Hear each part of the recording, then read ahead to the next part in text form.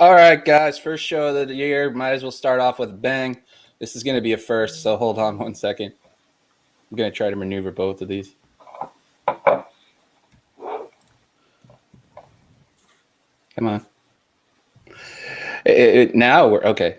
Now it's working. For the first time ever, I'm proud to say Wicked Crazy Pinfalls is on Facebook right now, broadcasting live. If anybody that's on the Facebook side that's looking over here, who is commenting and stuff, check out the banner. Go on over here to the YouTube channel. Say hi to us. We're always around. It's always going to be a fun thing to do. We got a lot. We're always around. There we go. Thanks. That's I forgot to turn on the sound down on my phone. So the way it'll look like on Facebook, I'm looking here, but it's looking this way. It'll be weird. It'll be interesting. Other than that, first things first, we have to talk about the devil in the room, kind of sadly. So it was me, Anakin went live with Rob, and Tim popped in when the late Brody Lee was on. John Hubert. What did you guys think of the memorials that were put out in his honor? Like, Wood's doing, what they call is like, what is it? The discus. The discus lariat. They're calling it something out. Like, and then AEW's tribute and stuff. I thought it was an interesting aspect of it, something different. So, well, I went. I said something on the Mr.Warren Hayes Discord about this, kind of giving my thoughts on AEW versus WWE, and then I screenshotted that and put that on Twitter. So if you want kind of the full things, that's on my Twitter. But basically, I wish WWE had been willing to do more. I wish they had been willing to do a 10-bell count and do more stuff. But you have to look at the fact that the only time that I can recall that they've done it has been for Owen, Eddie, and Bruno. And, Bruno was there, and was the champion in the 70s. 7-year-long reign. And then I think he had another like 2.5 year long reign, something after that. But Owen and Eddie were full-time competitors at the time that they passed. And so, and obviously for Brody, he hadn't been gone, he'd been gone from the company for only about a year. So it still feels a little bit, fresh and like, oh, WWE should have done something. But we have to keep in mind, Brody left WWE because he wasn't feeling creatively satisfied. He wasn't happy with the process there. He wasn't happy with how he was being utilized. I mean, when he was catching fire during the time when Orton was part of the Wyatt family and Brody was Luke Harper, and he's seeing Orton as being the snake that he is in being part of the Wyatt family. And the crowd really started liking that and digging that and getting into it, and was really getting behind Harper. WWE didn't capitalize on that, and then he goes away for a bit and then comes back as part of the Bludgeon Brothers, and was part of actually a tag team that I enjoyed, because they were a dominant force, and they were a monster tag team who were really good at their job. But then Rowan got hurt, I think, in that SummerSlam match against the New Day. So then that SmackDown, they had to quickly do another match to the New Day to drop the titles. And then Rowan was off injured, and they didn't use Harper. They didn't feel like they could invest in him as a singles guy, because so they did a thing where, your partner's off TV, so we're just going to keep you off TV. And Brody wasn't satisfied by that, and there's a reason why he asked for his release several times, and and finally got it.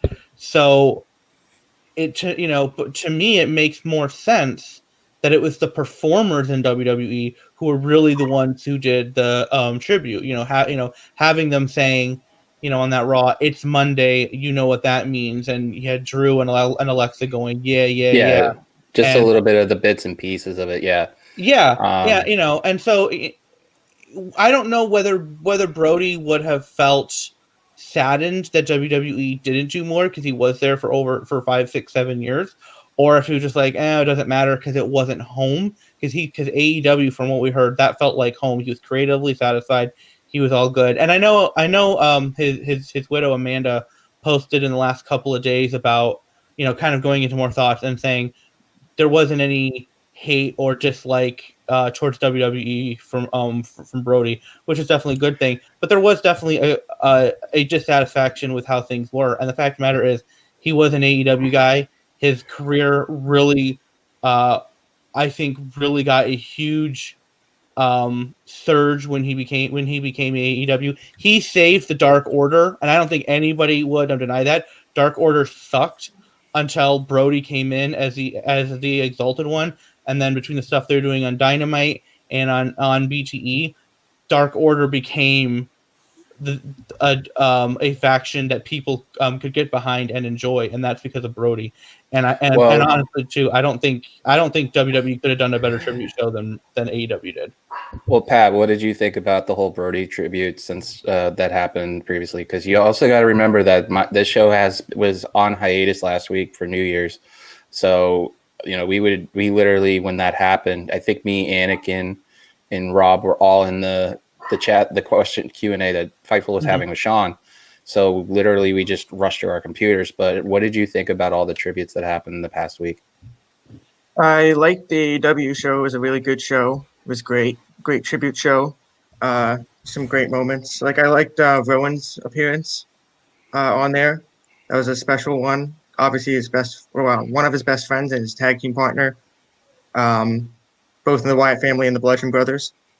I did like WWE put out those two really nice tribute videos with where they talk about like the different moments they've had and memories that they've had with him.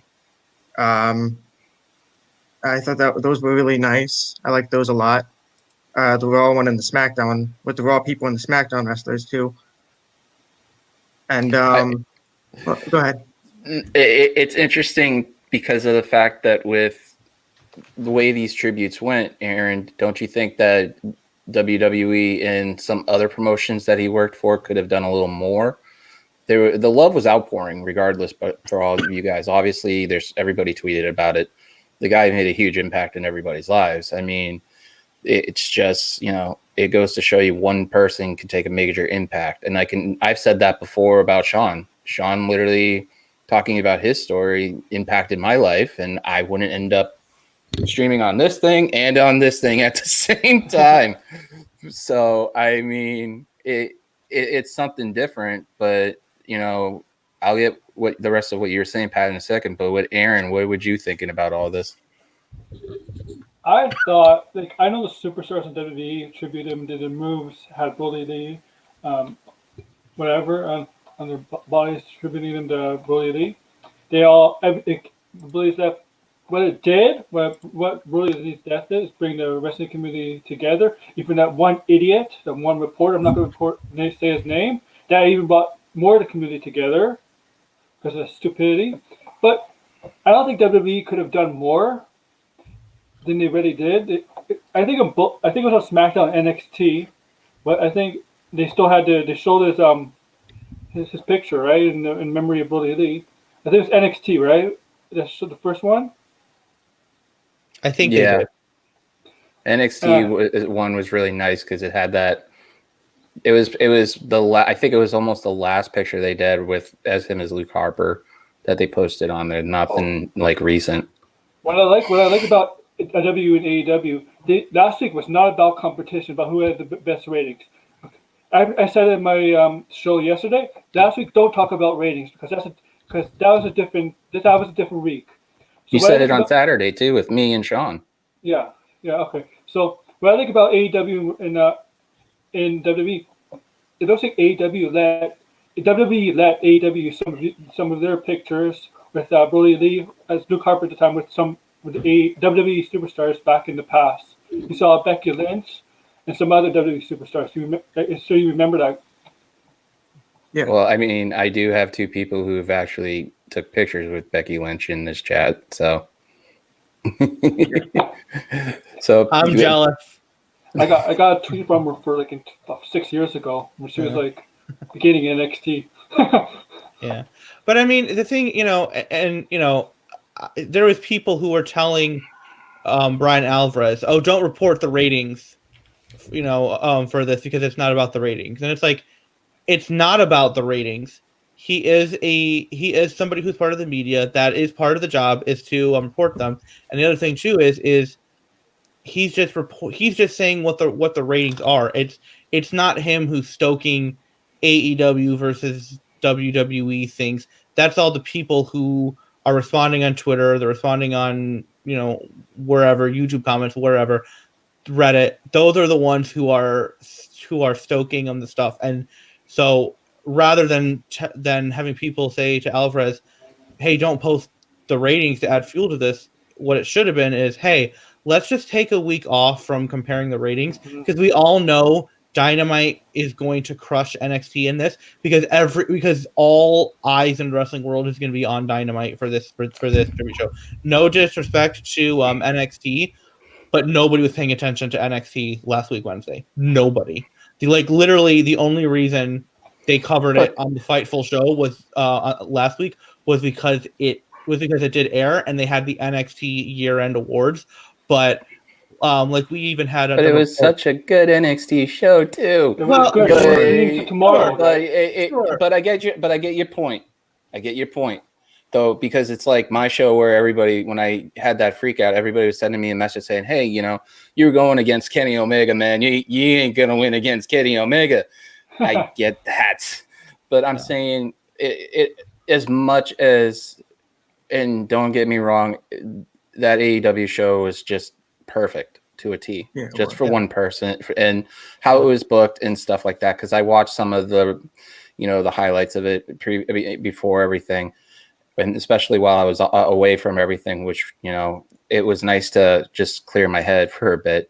But I think that even like my situation with Omega, even if nothing happened and they had something huge for Omega against, like, say, an Impact champion going against the last Dynamite before the new year, it would have happened the same way regardless. But you have to give due where it is due. The AEW show was amazing, but NXT was really good also, especially the way they set up O'Reilly and they set up Balor again. That was interesting because of the fact that he literally took their award, said, "Here, take it. I don't want it," and literally flipped them off, basically, in their own words. And then all Bedlam broke loose, and there's Scarlett. God, Scarlett. Well, and I think sitting on a case. I think they were both good for different reasons. You had NXT was good as being like a normal wrestling show, but Dynamite was good because it was a tribute show. And you're gonna do a tribute show differently than you're going to do a wrestling show. I mean, and we saw this with Raw's Owen. We saw this with both of the Eddie tribute episodes. They put a pause on storylines. And let's not forget, last week was supposed to be a big Dynamite episode. We'd heard from Meltzer that something big was planned for that December 30th Dynamite. And then once the news of Brody passed, AEW said, we're tossing that out the window. We're gonna rebook the whole show. We're not gonna focus on it. We're gonna make this about Brody, and we're gonna really celebrate this man's life. And they were able to do that by having Rowan show up and holding that sign that said goodbye for now, brother. That was the thing. More actually than all the stuff with Brody's kid, which was amazing. That was the thing that really got me, because this was a guy who traveled for years with Brody and were part of a tag team. They were part of the Wyatt family. They were part of the Legend Brothers. and and having him pop up just for a night, and especially because Sean had told the story. I don't remember where it was. I'm catching up on Fightful shows, and Sean said the story. You're way behind. Well, I had COVID, and so I wasn't really in the mood to watch. That's last Friday. anything. But Yeah. I haven't But- I haven't gotten to that yet. I'm almost You'll there. laugh. But let's get. But Sean had said that he had heard from people when Brody said bye. He said he would say goodbye on forever, and so to have Rowan come out with that sign that said goodbye for now. That's paying homage to what Brody had said, and was really thinking of like, hey, like, then we'll see you later. And the tears that were on Rowan's face Everything was genuine. Yeah. So, Pat, what did you think of, other than the tribute show, what did you guys think of how, NXT handled their booking while the tribute show was happening? Because there's a difference between something that's uncontrollable in life that we have and everybody has so much love for it, and something where, you had like the whole same show. The show must go on with COVID. They're putting their product out. So, I mean, what did you think of NXT, their show, while all of this was happening? Because this is setting up for tomorrow night, and I'll get you guys picks for tomorrow night too. Yeah. I liked the show a lot. I thought it was a really good show, the NXT show. I agree, Angel, by the way. You keep going. Keep talking. Don't stop. When this pops up, just keep going. Okay. I liked the NXT show. I liked the match. They had some really good matches on there, I thought, on that show. And you also mentioned the Finn and O'Reilly. They had the segment there that I liked. The big surprise. If you want to call it big, the big surprise was the Lucha House Party appearance. That was good. I'm glad they're doing something with them, because they've been obviously underutilized really since the beginning of their career. Like, this is the biggest thing Grand Metalik's done since going to the finals of the Cruiserweight Classic, which is crazy because he's one of the best luchadors in the world. So that's good that they're finally getting to use them. So that's good to see that they're getting TV time and stuff. And I'm excited for that Cruiserweight title match that they're going to have. I think that's going to be a good one. Yeah, I think that with NXT, they set it up New Year's Evil really well. Setting it up for where they ended up having Priest and Cross literally beat the crap out of each other. That image with Scarlett, that should be on a poster. I'm sorry, I'm a single male, and I could say that. But still, they set up the backstory with Rhea and Raquel. That was really good. Just talking about how and having pictures from their own personal pictures of Instagram and stuff like that, their own personal stories and stuff to set up the last woman standing. You got, the Phantasma thing. I thought the end of NXT though this week was interesting because I thought they were going to try to shadow a little bit because they have Loomis obviously hosting this. Is that maybe they're going to set up Loomis for Gargano? Yeah, Loomis would destroy Gargano. I get that, but it gives Gargano a credible opponent. It gives him a new opponent to feud with. Keeps Loomis away from Grimes because please just bang, bang, bang. I mean, somebody got to hit that hat somewhere. I'm sorry. I think Grimes is out right now for 6 weeks. That's what I read. So he's hurt. I'm sorry to hear. I agree with you there. 6 weeks, but I'm not sorry. I won't see the hat for 6 weeks. Yeah, and I guess Warren's somewhere not happy about that.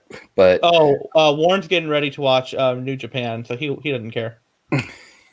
But it's one of those things. I think that it should be something looking forward to. This is literally the insane asylum Insano Factory this week and next week for wrestling. But I'm just saying, like, just for really high end, top tier WWE product, you'll get a really good show, because I don't think there's a takeover this month, but I wouldn't put it past them. But I don't think they've announced when the next one is. Yeah, not yet. I think that this is going to be probably the steal of the week, other than Wrestle Kingdom, because I was in the watch alongs, 3 a.m. watch alongs. No, I can't do that. I woke up at 2:30 and I sat there the whole time. I can't do it either, man. I could do it, but I work third shift, so that's the only reason why. But are you not thinking that the Dynamite show tomorrow night is going to be big? Because isn't there a title match tomorrow night with Omega? Am I wrong, Aaron? Omega and Phoenix. But I think tomorrow or the second part. I think that the AEW show that they're going to produce is going to be great. It's going to probably be close to where Wrestle Kingdom Night 1 was. But I think the sneaky horse, like, you know how they have the horse that you think isn't going to win, kind of wins, the underdog of all this. I think NXT is going to hold their own on this, and it's going to be really good. And we'll get into those picks, but I'm just saying that just the way these matches are set up, it looks to be set up like something where we're going to talk about possibly, especially if that fight pit was anything like the first one. God, if this was a pay-per-view and I had to pay for it. Wait, is there a fight pit tomorrow night? Are you telling me? Yes. Oh, okay. I didn't know about that. That's okay. I will definitely check that out, because that first one was amazing. Yeah, and Thatcher's in it too. So the promo that he cut is that I still bleed, I will break you kind of thing. That was an interesting fact. It's one of those things for me I'm looking forward to see, just because after that one. You know, and then you have SmackDown, which is setting up for Roman to literally go after KO again. And in Raw, well, do we really have to talk about Raw? No. I mean, we kind of do. We kind of do. Aaron, I'll let you handle the big thing first. Why don't we let Pat go first, and Aaron looks like he's got to go do something. Sure. All right, which show? Which one? Raw. Raw or Raw? Okay. Yeah. Okay. Go for it. Well, I am one of the few people, it seems, who actually like the Legend shows usually, but I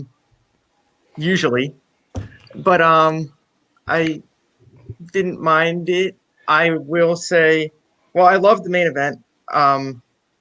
Talking before Goldberg, obviously. I loved the main event match. Drew and Keith Lee, they had a great match. As for Goldberg, well, as long as Drew wins, then I guess it's fine. Don't pull a Denise, Patrick. I'm begging you. No, I'm definitely not pulling a Denise. No. Okay. I just want Drew to win. As long as Drew wins, I don't care. I don't want to see Goldberg, but we do have to see him 2 times a year. I sent out a tweet. Like I said on my tweet, the good news is after this Royal Rumble match, we might to see one more Goldberg match this year. Yeah, that's true. That's a good. But like they pointed out last night with Sean on Fightful, they stated that he has 4 matches in 2 years. So I mean, yeah. Well, it's 2 per year.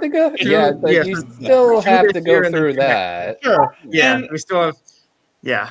Yeah, and the thing is like, if Goldberg wasn't in a title match, I'd be fine. I'd be like, whatever. Yeah. It's fine. Because, hey, his Ziggler stuff at SummerSlam a couple years ago, that was good. That was right. Yeah. That was fun. I was fine with that. It's when you're putting Goldberg in the title matches. Oh, boy. I'm smelling an epic trigger rant somewhere by my friend to the right of me. It's one of the things where I'm going to try not to go full ranting. You want to. Come join the dark side. Come on, Anakin. I can actually redo that reference. Come on, Anakin. Join the dark side. Yes, you can. If Goldberg... So there's 2 big issues I have with Goldberg as a performer overall. Number 1, he Jackhammer, spear. Jackhammer, spear. There you go.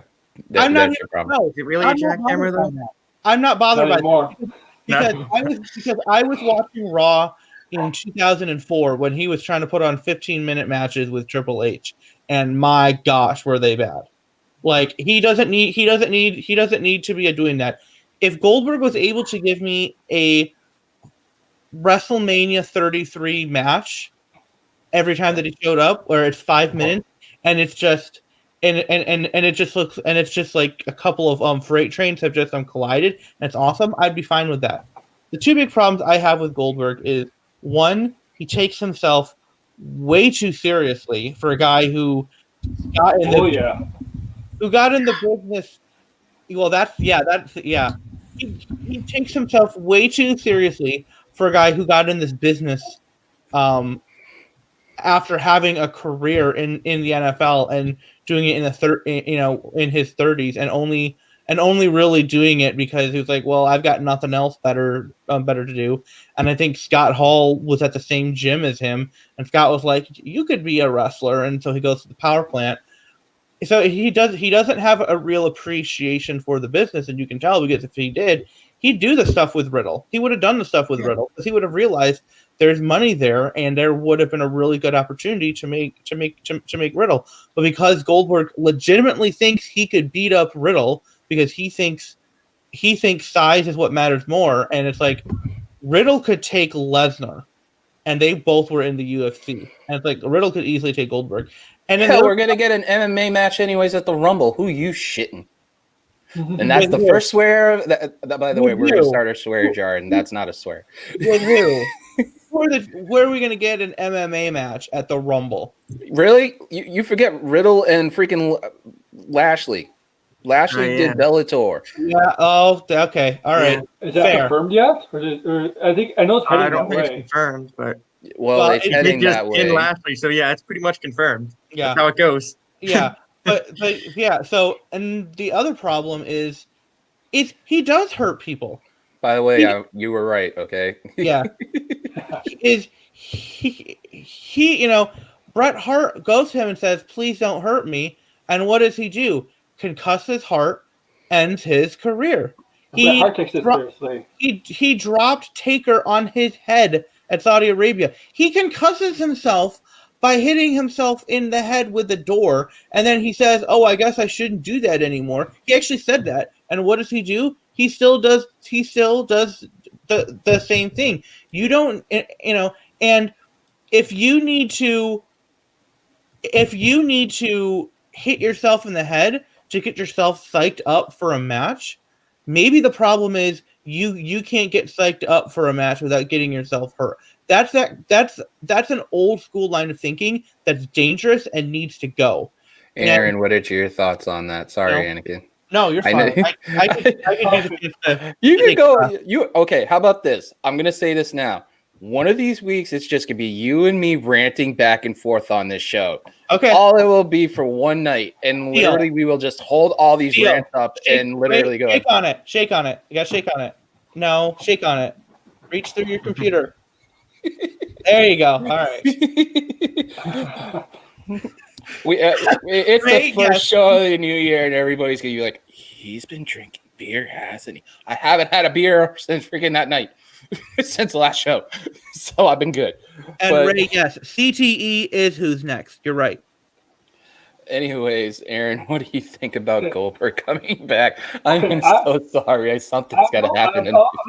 You guys, I have no problem with him having a match to McIntyre for a title because it's not going to be like a Fiend situation last year. I think Goldberg's going to lose. Yeah, no, I'm we all thought that last year. But I think from what the reports are saying is Drew McIntyre is most likely going to retain. But the thing I have a problem with Goldberg is how this was set up. It's like Drew McIntyre is disrespecting the legends. Where was that the whole show? Anybody, one of you, see him disrespecting the legends? Wasn't he talking about? I saw him flexing with Hulk Hogan. Exactly. I was waiting for that famous TV line from what is it? No. From Good Company or something like that, where he's like, "What you talk about, Willis?" No, like, that's different strokes. Okay, yeah, then well, okay. I'm an 80s kid and I should remember every single one. I'm getting old. Anyways, keep going here. So it's the same. Now, if Goldberg has a title match at WrestleMania, then I'm 100% with you guys. Oh yeah. What do you think, Pat? I agree. I don't like him being in title matches. At all. I just really hope he doesn't win this time. I don't think he's gonna win. I think they're gonna put Drew over him. And of course, I thought the same thing with the Fiend. But technically, Drew's their guy. He's been their guy. I guess they did give it to Randy at one point, but he's been the guy all year. Really, they spent this whole past year, 2020. They spent that whole year pushing him, so making him strong. Even stronger than the Fiend. Well, kind of, because the Fiend during that run before Goldberg beat him, even then there are people arguing with that the whole Seth thing ruined him. So you can make an argument that Drew is kept more strong than even Fiend was back then. But I actually thinking back to the Fightful Raw review, they brought up a good idea where for Goldberg to face Randy Orton, the Legend Killer, instead, and I think that'd be a good idea, because there's no title involved and it makes sense. Certainly makes more sense than Drew McIntyre being disrespectful to legends, because Randy's literally punting legends and calling himself a legend killer. So I think that would be a good idea. It doesn't make sense for that match that he did with Hardy, because Hardy is a legend is a legend. Obviously, we all know this. Right. I mean, but it doesn't make sense to throw a match in and then people are referring to the other things. I got something to say about Raw. How is not the first thing talking about Alexa Bliss not being set on fire? I know. Half an hour later, half an hour later, the show to talk about it. Oh, I didn't do it. Well, here's the thing. Alexa did post a picture today of her at the beach with her fiance. So, I guess we can take that as news that the only kind of burn she might get is a sunburn. So. Which here's the thing though, if she had been lit on fire, it's like, man, I knew Alexa was hot. I didn't think she was that hot. Oh. And for that, we done punking. Oh. Oh man! If there's somebody here in the Warren Hayes Discord. Please tag rearranging everything. and tell him that one. Well, Ray, I am a dad. What can you say? I am a dad. So. Well, the whole conversation is just no. That was bad. Really, that was bad taste. Yeah. For me, I'm at the point with Goldberg where it's like, okay, the guy's been on these matches. He's played against the Fiend. They fed him in, beat him in Saudi Arabia. There's one. The Undertaker botch. There's two. I keep having this gut feeling in my head that something's going to happen with Drew, and then they're just going to give the title to Goldberg like they did with the Kevin Owens thing. Oh, that's three. There you go. 3 strikes. They literally built Owens up to be this mega monster with the Universal title after the whole thing of the abdication of it with Finn Balor afterwards, and had that fatal 4-way with Seth, Owens, Big Cass, and also you had Roman wreck everything and leave. Yes. And Sure. Yeah, I got it for Christmas. It's real comfortable. Now, I will say this, because we were supposed to get Roman Goldberg at WrestleMania last year, and then obviously we didn't. I would not mind seeing this Roman go up against Goldberg on the condition that Roman just flattens Goldberg. Because he should. Because he is the tribal chief.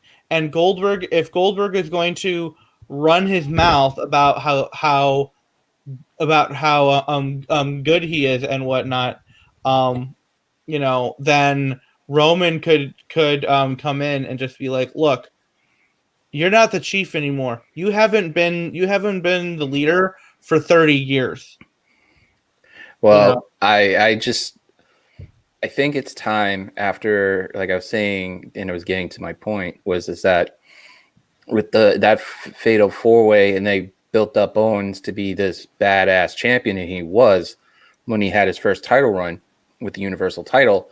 I think the problem is that they fed him Goldberg because they wanted to rush that Lesnar match real quick because of how it all went down. I think they have Vince thinking that if they do the same formula with Goldberg all the time, we're going to get him a title match. We're going to rush him into it, make him win it, and then there you go. You have to face the next challenger. I have a funny feeling they're going to end up having to do that. Braun Strowman beat Goldberg last year at WrestleMania. Remember that? Yeah, but I'm also having this gut feeling in my gut saying that Vince is like, well, ratings are not doing good. We break the glass for the legends, break the other glass for Goldberg. What do we got to do? Yes, we will give Goldberg the title and at Rumble and make him headline WrestleMania. Well, and the only reason they're doing Goldberg is they don't have Lesnar right now. That's the only reason the legends nice. They have the ratings up. The only way they could do any of that and to fix it, and this is, dude, I invite you to come on now, Thomas. I think for me, mainly, and the point I was trying to make is that if you give Daniel Bryan the match for Mania, the top match, and he has to pick between Roman and stuff, yes, he wants Roman, but the serious hardcore fan, not the casual fan who doesn't know who Daniel Bryan is going to be like, give him that belt now from freaking Goldberg. Like, come on. If they do let Drew win, I'll be ecstatic. A Claymore, and the way it would happen, in my view, would be he hit the Claymore while Goldberg's doing a spear, and literally just break that out of anywhere. But honestly, they're going to set up for Bryan to win the Rumble, but I think Keith Lee should be winning it and then going after Roman. That should headline WrestleMania. I mean, that'd be great if Bryan won the Rumble, but it's 6 years too. It's 5-6 years too late, I think. That's what my top two candidates to win it. Yeah. If who? My top two candidates in the middle will Rumble to win it right now. Down Bryan and Keith Lee. Yeah. Keith Lee, it's his time to do it. After that performance on Raw, I'll give Raw that one match. After that performance on Raw with that Spanish Fly, the Boyd pulled that out in NXT, man. Think about what he could do as WWE champion. I mean, and the last time they had a champion that good, for a big guy that size who was that athletic, Big Show had the title, but he wasn't jumping off the top rope all the time. So, I mean, it's insane. It's like you have somebody who could do everything, I think if Bryan, just one more thing about with Bryan real quick. If Bryan hadn't been champion and gotten the title from AJ and had that great run as the eco-friendly champion, I would be more on board with him winning the Rumble. But I don't think Bryan needs the Rumble to get a title shot, And I prefer the Rumble to be for somebody who could really use a Rumble win to get a title match, and I don't think Daniel Bryan would have an issue getting that. Well, Dr. Dre's in the hospital. Well, I'm just hoping that they do something good, because eventually what's going to happen, these ratings are going to drop. Some people are making guesses for this year that AEW will be Raw in ratings one time this year. So, I mean, that could actually happen, even though they're not on the same nights. It's, for me, it needs, that's big. But thank you, Ray, for letting us know, though. But it's for me, I'm thinking that the most likely is that they need to fix and put new talent on there. And they were on the right track until Vince is like, whoa, the ratings are not doing anything. It's all about the ratings. Yeah, please. Problem is that they'll do new talent and then they'll 50-50 them. Like, they can't just say it's new talent. They got to book them right. I mean, look, if they're going to do, Peyton Royce with her purple hair job, dye job, whatever it is, or extensions, I mean, then do it right. They're supposedly high on Liv Morgan, and I want to see Liv do really well. I mean, after seeing that documentary and stuff, that was well worth it. But I think for me, I'm mostly tuned off on Raw, and Anakin's gonna yell at me for this. I think I'm gonna just keep watching when it's on, like on the network, the UK version of NXT. Either that or watch the old Evolved matches for a while. So I mean, and not watch Raw. Yeah, not watch Raw at all. I mean, I'm not watching Raw anyways, but that's mainly because I go to work when it's still on. Although also 3 hours is just it's too long. So it's too long. What do you think needs to change for this year, Pat, for Raw to be a lot better than it is? Well, I would like to see some of the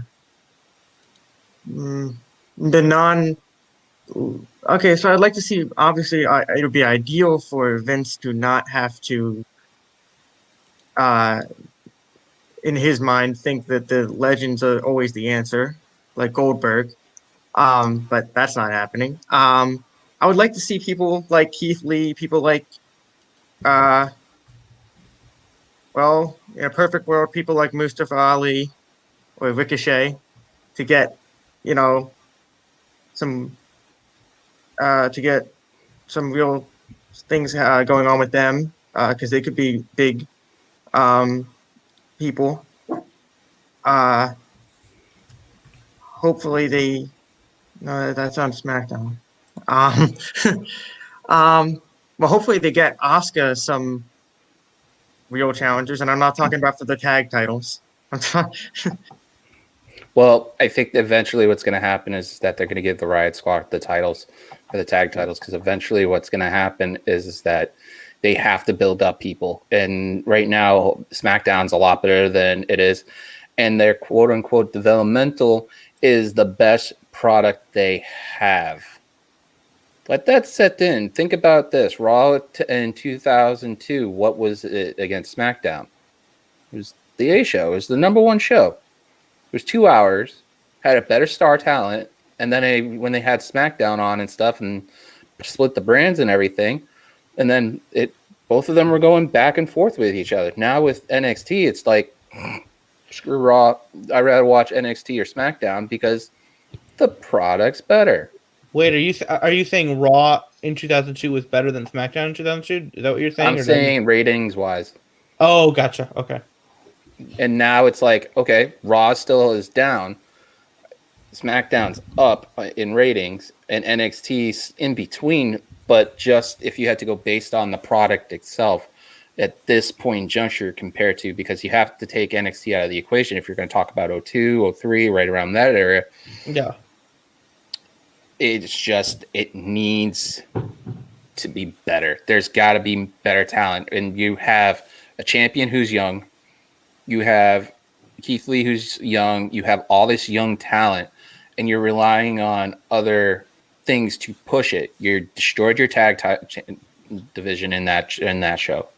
Name one tag team other than Miz Morrison and the New Day that you could think of instantaneously that will pop in your head when you say, okay, name me 3 Raw tag teams. Just not champions, but just tag teams. And I'm not talking about factions like the Hurt Business. I'm just talking about straight on tag teams, 100% ones. Like with with FTR, when they were on the roster, you could think about, oh yeah, the revival, this, and this. You can't. You can't. Because if you add the Hurt Business in, those are your three major tag teams. I mean, if you want to count Elias and Jackson Riker, if you want.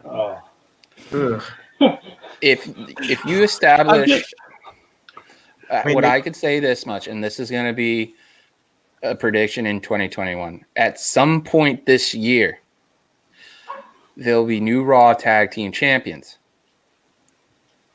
by two new talent that's already on the Raw roster and have tagged maybe once or twice, but they'll be wanting to put new fresh talent eventually towards the tail end of the year. Yeah, T-Bar and Mace, Raw champions. Well, Retribution. It's the only one I could think of that could be credible if they get hot at the right time to give people a shot, an arm in that division. They need something. And with the Dusty Rhodes Classic announced, next thing you know, Vince is going to be like, well, we need to fix certain things. We need to build up this. And then he's going to start pulling against NXT again. I mean, it's got to be something where it has to be easy to fix. Now, there's no tag teams on SmackDown, but there are 3 tag teams on SmackDown that you can legitimately think. You have the Street Profits, Cesaro and Nakamura. Yeah, that's 2. And then Rude and Ziggler. And then, Rude and Ziggler. And you're getting a 4th one back, a major 4th one back in about maybe a month. Oh, the Usos. Yeah. Usos, yeah. Right. And then you could develop, take one from NXT and develop that. What about Cutler and Murphy from King Corbin? What do you think? You think it become? I think they're just too wrapped up in Corbin's. Yeah. Yeah, but because they were part of the Forgotten Sons, I think you could easily buy them as a tag team on SmackDown and have them compete. I'm sure at some point they'll put Ray and Dominic together. Ray and Dom, Mysterio. The Mysterios. Yeah, because they've done some tag team stuff. I don't know if the Mysterios would be tag title contenders though. They don't seem like a team that would be in the tag division. Dom for sure. I don't know if that's maybe Ray would want to do it just for the opportunity to be tag team champion with his son, and then that would be like, I think, would that be like the first father-son tag team champion? Like that's the first one that I can think of at least. So okay, I'm going back on the other way. Maybe Ray and Dom would be champions because I could see Ray wanting to do that. That would be a cool thing to do. Yeah, I think Ray might be right too. Ray Callahan. I think he might be Dom and Murphy possibly too. Yeah, that's a good. Yeah. But I mean, it's just, it all comes down to just how tag teams are viewed, and as long as Vince is in charge, tag teams are never going to be seen as a big thing. I mean, look, like they split up the Iconics. Such a bad move. Just to put Peyton teaming with Lacey Evans. Push Peyton Royce. She got 2 big wins in 2 months. Bailey and Charlotte. That's how huge that is. And you have to push her. it is good. Yeah, but they're not gonna do anything with it though. Yeah, well, yeah, they're not. I mean, and like when you have, and especially when you look at what other companies are doing with their tag teams, and I'm not even talking about AEW in this case. I'm actually, even because that's such an easy thing to do. But you look at Impact and what was going on there, and then now I think the North are done. Yes, Impact. Yeah, they're done, but they still have, the Good Brothers. Then they've still got. I can't think of any other moment because I'm not too familiar. Motor City Machine Guns, right? Yes, yeah. They've got a lot of stuff there, and we've seen tag teams. They can sell, and there have been times where the best match on the card was the tag team match. I'll argue it's a selling point of the AEW. Yeah. But it needs to be fixed regardless, and because you have Impact, you have AEW's tag division's great, but it's like, okay, so if I nitpick this, if I count and I have to flip this, you have to look at the other side of the coin, because AEW's women's division is not that great. ROH's is not that great. You have, Raw is kind of okay at certain spots. SmackDown's is really good. Yeah. NXT is the best, but it's like you have to look at both sides of the coin. But I don't know, man.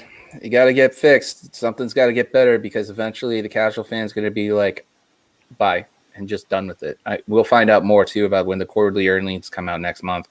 I believe it comes out next month for the fourth quarter for the whole 2020. Yeah, I think February. That sounds about right. And yeah, and after Raw hitting another record low, there should be questions from the investors about what's going on, and we know they're going to blame it on holiday season and Christmas and football and all these things. But here's the thing: they can't use those excuses. You know why? Because what rating did the Christmas episode of SmackDown after a football game, what rating did that get? Oh, that's right. Almost 4 million viewers. Mm-hmm. So they can't use that as an excuse, because the investors can go, well, wait a minute. You had a show on Christmas Day after a football game that did like the best ratings that we've seen the entire year. Which just goes to show. Go ahead. I can see WWE complaining to investors saying last SmackDown this past Friday, because I guarantee you, obviously the ratings are going to go down big time this past Friday from the Christmas episode. It's not going to reach close to that. But there's one very big reason, right? And that's the college football games. I think it was Ohio State in Clemson was the night game. And if WWE blames it on that to the investors are not going to buy that at all. It's going to be a bunch of BS going around. Mm-hmm. Wow, we skated through the show, Anakin. Usually we have like 17 or 16 swears, but of course the heel of the show hasn't popped in. So, he's actually modding everything right now. But with everything going on, though, it's great to see 2021 starting off in a positive light. Everybody showing some love. We have kind of a sort of pay-per-view tomorrow. So I'm gonna name off the match order because we'll cover the NXT and stuff for right now. Rhea versus Raquel. We'll go around and stuff. Aaron, who do you have? Raquel, because I think she needs it more than Rhea. Anakin. Rhea, because I think she needs it more than Raquel. Mr. Mason. I'm going to have to go with Rhea. I think Rhea's going to win. I think that it's going to be a draw. It's going to be a double DQ. There, I win. Because they're going to end up wanting to stretch this out towards at least to the Rumble when they're in there. I think there was a report out. Yeah, I could see that. There was a report out that Rhea might be getting caught up possibly this month or next month, and this might be a send-off. But in that case, she would lose. That's why I'm thinking Raquel, and I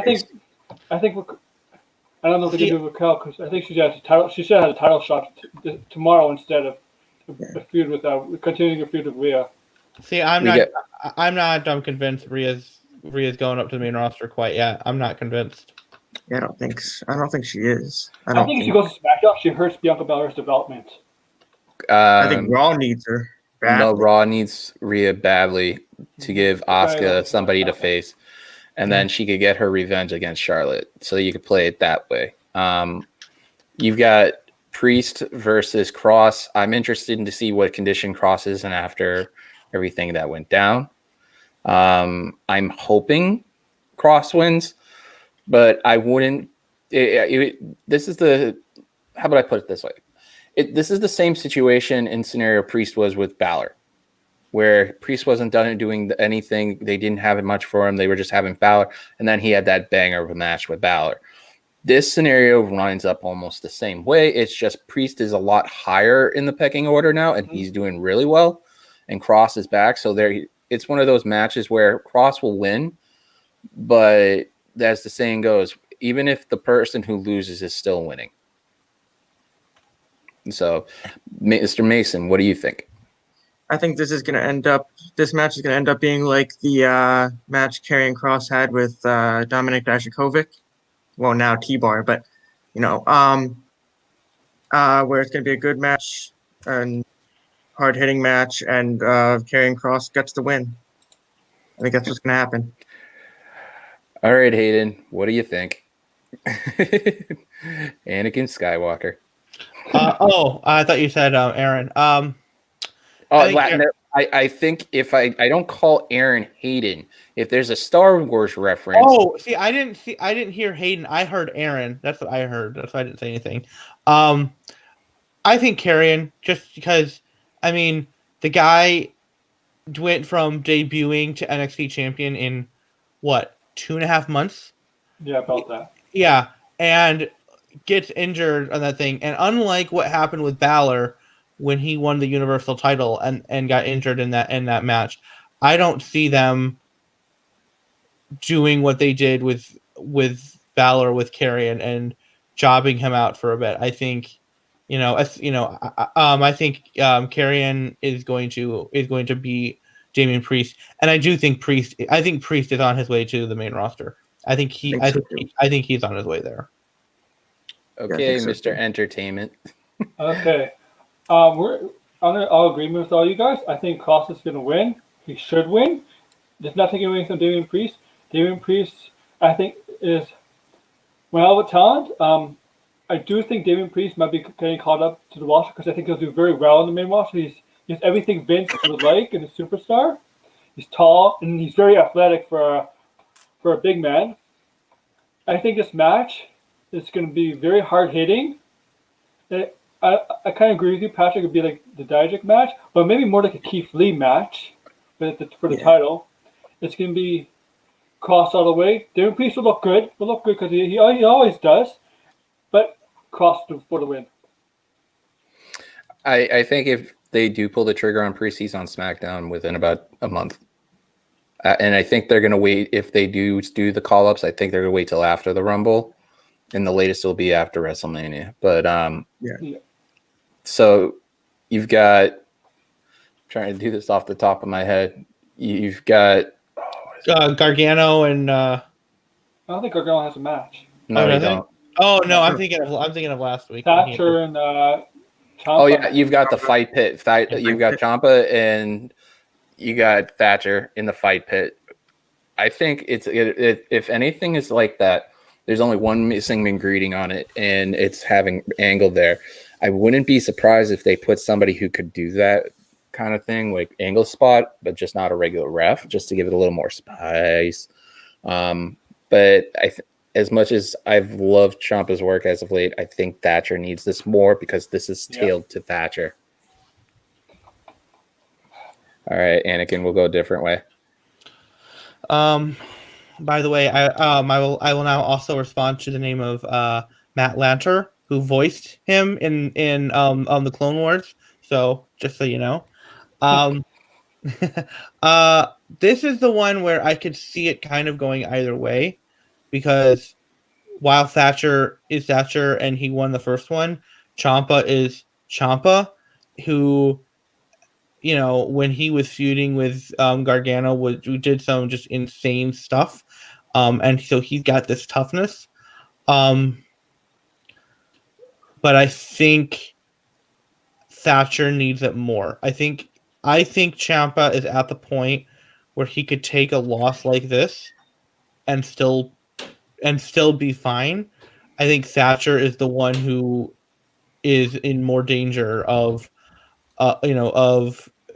being pushed to the side if he doesn't win. So for that reason, I'm going to go Thatcher. All right, Pat, what about you?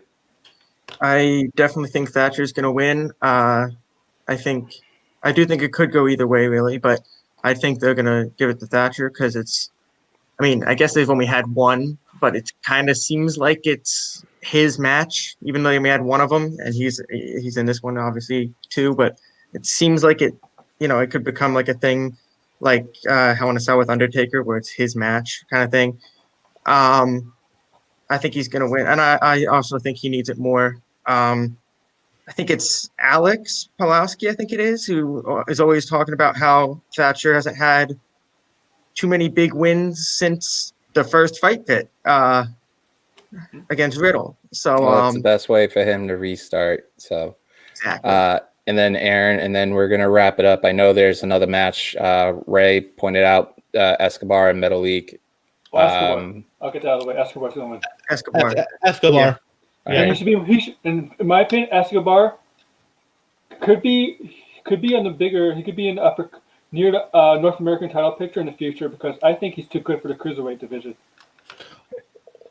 Or I like what somebody had suggested last week: have Metalik go to NXT UK, beat Jordan Devlin for that title, so then they can both have a cruiserweight championship, and then Devlin doesn't have a title, and then we don't have to see him again. All right, so basically the next night, tomorrow night's going to be fun. I want to thank everybody kicking off 2021 right on here. I'm trying to keep the show on time. For when's the last time when it was me, Aaron, and Anakin, we've actually had a show that went almost an hour and 5 minutes? 3 weeks ago, maybe. Yeah, that's how long. Yeah. So I'll go around in a circle. Yeah, we'll start with Pat. Tell them where they can find you. Well, my Twitter is at PatMace98. That's PATMAS 98. My Instagram is Pat Mason with 2 N's because it didn't take 1 N. So All yeah. right. Anakin, you know the drill, man. If you can follow me on Twitter at AnakinJMT. I'm actually planning right now. Me and Sean, not Sean Ross Sapp, but Sean SHAWN, over on the Mr.Warren Hayes Discord. We are actually going to be doing the NXT Rewind that I had teased on my own YouTube channel several months ago, but things just happened. And we are shooting to record the first episode of that later on this month. So stay tuned for that. Otherwise, at AnakinJMT on Twitter. Yeah, and he's having a contract dispute with me because I'm trying to buy the rights of the show. Which usually it's just me and Aaron just talking about sports on a Saturday, which I would love to do more often. But me and Anakin, we were usually being two dorks half the time when we're talking. But Aaron, tell them where they can find you. Oh, my turn? Yeah. Okay. It looked like I thought I froze for a second. It looked like for a second I froze. No. So you can find me at you can find me at Air J's fan on my Twitter. That's my Twitter handle. On YouTube, you can Aaron Entertainment. It's in my Twitter profile. I did a video of opening up hockey cards, packs, 5 packs of Upper Deck 2020-2021 NHL. Got a Young Guns card, Tyre Benson. No big deal. He's not that big of a prospect. Tomorrow I'm doing a live stream of the NXT Takeover New Year's Evil show at 2:00 before you listen to Boy. So come join me. And you never know, I might pop into his stream here and there. It was an honor and a privilege to get home from a long day of work, pop in there. You know, Sean was in there for a little while, and me and Aaron just shoot the shit and stuff. That's always great. You know, I want to say thank you guys for kicking off the new year right. It's the best way. Also, Pat, you did a really good job. Don't be nervous. You'll be fine. Thank you. You'll be on more this year just so you get used to it.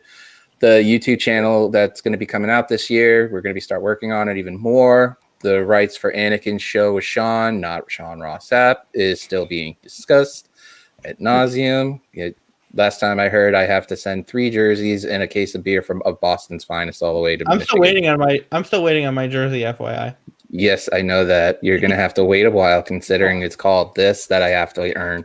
That's fine. But other than that, we're talking. Yeah, I feel like the $1 million man.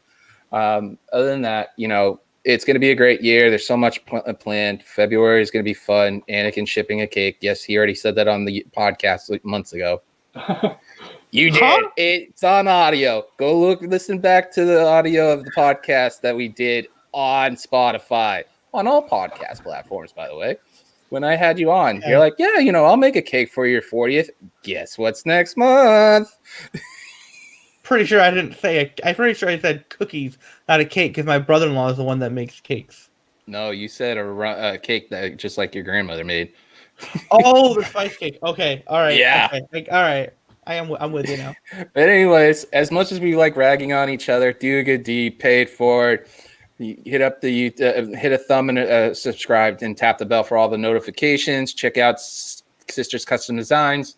They do an amazing work. Very soon, very, very soon, I will be giving out some people, if I can, once I get the financial means to do so this year, we'll be getting some little gifts here and there for being on as much as they are.